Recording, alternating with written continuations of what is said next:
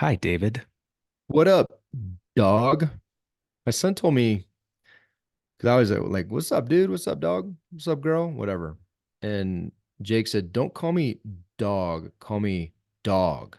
And I was like, "Come again?" He's like, Like, "Were you calling me DOG or were you calling me DAWG?" And I was like, "Oh, I was calling you DAWG." And he's like, "Don't call me that. Call me DOG." It's like, uh, okay, do you want me to put an emphasis on the O or something, or what? I don't understand. I don't know why that just popped in my head, what, but probably what, because he's been home. He was home for the first 2 days of this week, sick, and so we spent more time together than I had initially anticipated. But I'm what's up, curious where dog? that came from. Like, what, I asked him, I'm like, do you guys talk about this at school? Like the distinguishing characteristics of DOG versus DAWG, or I don't know. I'm not sure. Because it's like I forgot what movie it is, and I'm sure somebody listening will be like, "Oh, yeah, that's obviously that movie." But when he was like, "Oh man, she's so fat," no, not FAT, PHAT. Like it just reminded me of that. pretty hot and Like tempting? pretty hot and tempting. That isn't a movie. I don't remember what that's Yeah, from it either. was dumb. But that's not what we're talking about today, dog. Freaking kids, man. Kids, man. They say But some, well, that's kind of what we're talking about. There's yeah, I want to point our listeners to the manifesto. If you don't get it, awesome.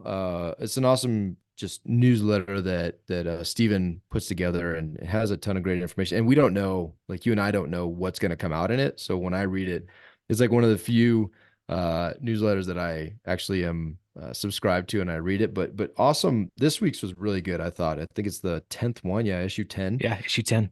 and which is that's a milestone, dude. Double digits. But he talked about this thing.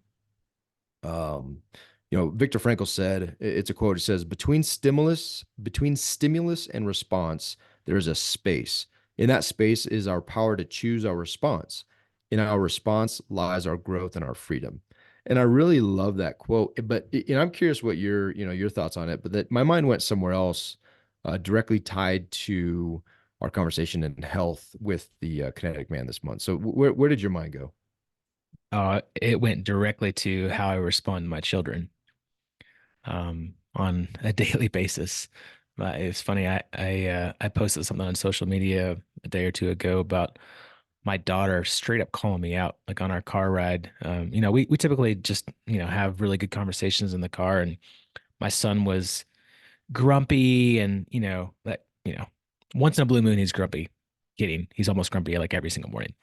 But he took it out on his sister. Like he was angry, and like he like hit her for like no reason whatsoever. And I was like, dude, you can't be like taking out your anger and frustrations on people that don't deserve it.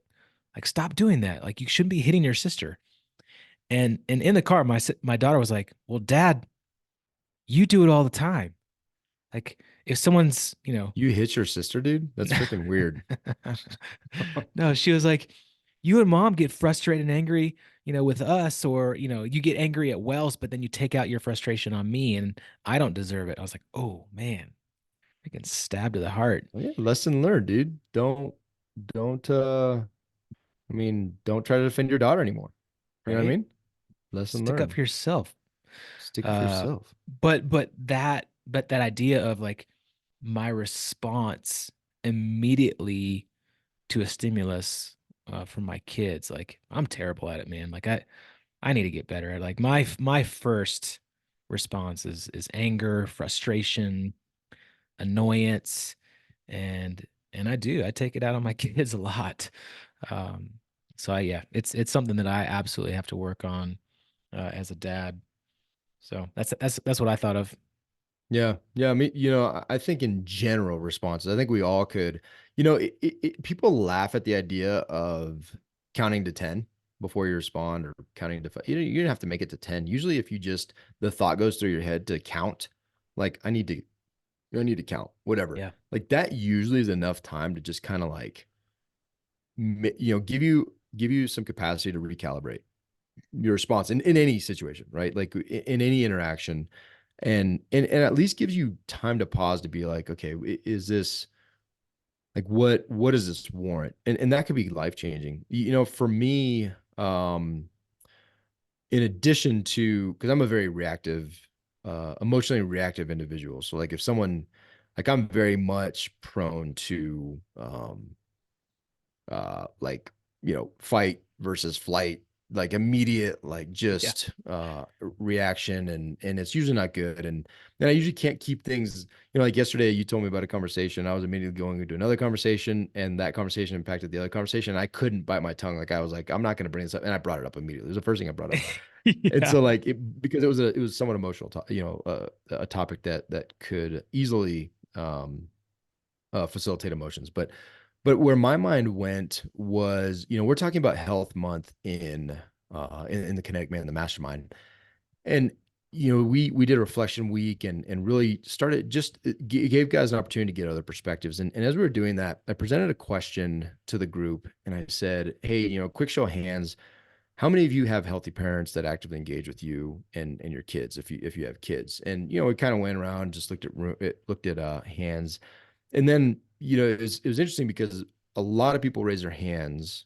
And then I asked this following question: do you envy your parents' mental and physical health? And those hands went down pretty quick, right? But the important part is, then we dove into the idea that, consider from your parents' perspective when they were our age, whatever age you're at, consider your parents' perspective. And do you think they desired or pictured where they are today when they were our age? And to make that more personal, did you expect to be where you are today when you were in your 20s? If we have people in their 20s listening, this doesn't apply to you. But for a lot of us, we're pretty decently removed from our 20s. And I can just honestly say, when I assess it, and that's not necessarily to imply negative or positive, right? It's just to say, are you where you're at? And so most people probably physically, most people I know are like, yeah, dude, I felt so much better in my 20s, and I was ripped and blah blah blah, but I was dumber, right? And so like there's other things. I'm more mature now. I have a family. Like there's things that you can celebrate in there, but there's also things to acknowledge that you're probably not. There's a gap. And so when I read this, what I thought was interesting, the point of that gap, the whole point of this entire story is that most likely when we were in our 20s, we were not making decisions. We didn't have the context, or we didn't, unless you're super, super self aware, and you had some great mentors, you weren't making decisions in your 20s for your 40s, like very, very intentionally. Like, I'm doing this now so that my cholesterol is not this then, right? Like, we don't really think that way. And similarly, but I do believe we should and we can. And those that do come out ahead, right? And so where we are right now, at this moment in time, you and I could be doing things every single day that will inevitably impact 20 years from now, 30 years from now, 50 years from now, 60 years from now, right? And so when I read this quote, that was in my mind, and it was interesting because the stimulus and response, there's a space, right? The stimulus and response, there's a space. And I would offer that there is a stimulus right now in your life. And everybody listening, there is a stimulus in your life, whether it's, I don't want to be that in the future, or I do want to be that in the future. There's something motivating you. I want to lose this weight. I want to gain muscle, whatever it is, right? Whatever it is, there is a stimulus currently in your life. And there is a gap between when between where you are going to see the results of that. And we have that space. You can create that so intentionally to do the things every single day to get to that place, because you're not going to get to that place overnight if you have a strong goal. Like it's going to take time. Like in TKM, if we have a vision to serve 10,000 dudes. Well, that's not, outside of a miracle in the hand of God being like, here's 10,000 dudes. Like, that's not going to happen overnight. That could take 10 years. That could take, I don't know what it takes. But every single day, if we're making a step, we're recording podcasts, we're doing the things that required, we are choosing how, through our decision, we have the power to choose our response to drive from that stimulus to a desired outcome. It'll probably look different, right? It'll probably look different than we anticipate. But the point is, just like when you're dealing with your kids, you respond like you should own that junk and look in the mirror, not you, like all of us should look in the mirror and be like, that was my choice to respond that way. Like nobody can make you feel a certain way. You have to allow them to make you feel a certain way. Nobody's going to make you gain 20 pounds in your, 10, 15, 20 year self. Nobody's making you do that. You're choosing to do that. And everything you do today, you should just own that and be like, you know what? I'm making a choice. I got the space. I'm making a choice. And then be content with it, right? Because you made it. You made it. And the power's in your hands. That's what's awesome about it. So that's what it made me think. Yeah, man, it's intentionality, right? It's that space between knowledge and action, right? And knowing that nothing will happen, no change will take place unless you move from knowledge to action, right? Yeah, I mean health. Like there's so much that I've changed in my life through our conversations, through our readings, through our discussions in TKM. Um, I hired a health coach last year. I've made drastic improvements to my own personal health, my own mental health, spiritual health, um, and I know that that's going to get me to a place long term at 80 that I want to be. Um, and so, like, everyone has that choice. Everyone has the ability to change through taking action and making different choices.